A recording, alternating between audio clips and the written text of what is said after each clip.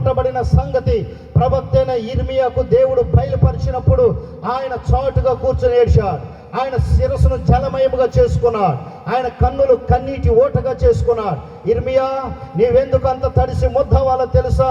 దేవుడు నాకు అప్పగించిన గ్రామం, దేవుడు నాకు అప్పగించినటువంటి ప్రజలు, దేవుడు నాకు అప్పగించిన కుటుంబాలు, ఆ కుటుంబాలు నాశనం వైపు వెళ్ళిపోతున్నాయని, సాతాను చెరలో ఉన్నాయని యవనస్తులను దేవుడు కోరుకుంటూ ఈ రోజున సువార్తను ప్రకటిస్తూ అనేకమైన ఉజ్జీవ సభలలో, వాట్సాప్ల్లో, సోషల్ మీడియాలో, పిల్లలు యూట్యూబ్ ఛానల్లో చక్కగా దేవుని యొక్క వాక్యాలు వింటా ఉన్నారు. ఎన్ని వాక్యాలు విన్నా మన జీవితం మారలే, సాతాను చెరలో ఉండిపోయా. ఎంత భక్తి చేసినా కుటుంబం సాతాను దగ్గర నుంచి బయటకు రాలేకపోయాది. కాబట్టి ఆ సేవకుడు ఏడుస్తూ ఉన్నా, నేను ఏడుస్తూ ఉన్నా.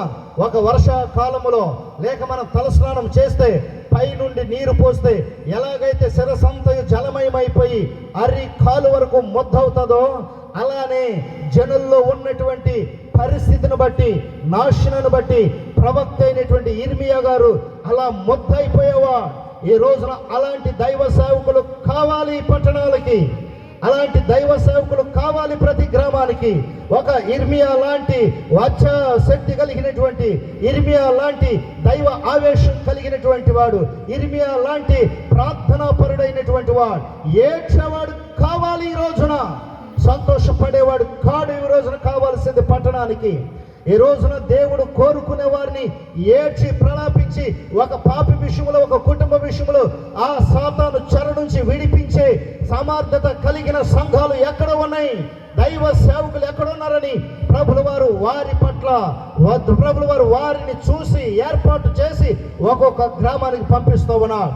అలా పంపించి వారి ద్వారా కొంత సేవా కార్యక్రమాలు జరిగిస్తూ ఉన్నారు. ప్రియులారా, ఆ యిర్మీయా ప్రవక్త ఆ రీతిగా ఏడుస్తూ ఉన్నాడు. ఆ దినాల్లో ప్రవక్తలు ఆ రీతిగా వేదన పడి, ఆ దినాల్లో ప్రవక్తలు ఆ రీతిగా దుఃఖపడి, ఆ దినాల్లో ప్రవక్తలు ఆ దినాల్లో మనస్తాపన చెంది తన పట్టణాలను కాపాడుకున్నారు, తన ప్రజలను కాపాడుకున్నారు, తన కుటుంబాలను కాపాడుకున్నారు. ఈ దినాల్లో ప్రవక్తలకు ప్రతిరూపాలుగా ఉన్నటువంటి దైవ జనులు ఎవరిని కాపాడగలుగుతున్నారు? ఎవరి గురించి ప్రార్థన చేస్తూ ఉన్నారు?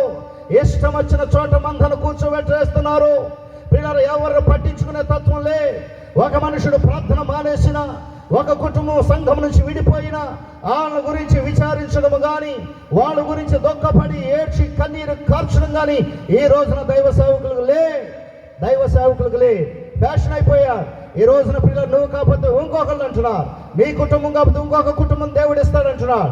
ఇచ్చిన కుటుంబాన్ని కాపాడలేకపోతే, ఇచ్చిన కుటుంబ విషయంలోని బాధ్యత విస్మరిస్తే నా ప్రభుల వారు నీ దగ్గరికి ఏ కుటుంబాన్ని పంపించడు. నీ మంద, దేవుడిచ్చిన సౌందర్య మందను నీవే చెడగొట్టే వ్యక్తిగా ఉంటా. ఈ రోజున దైవ సేవకులైన వారు ఎలా ఉన్నారు?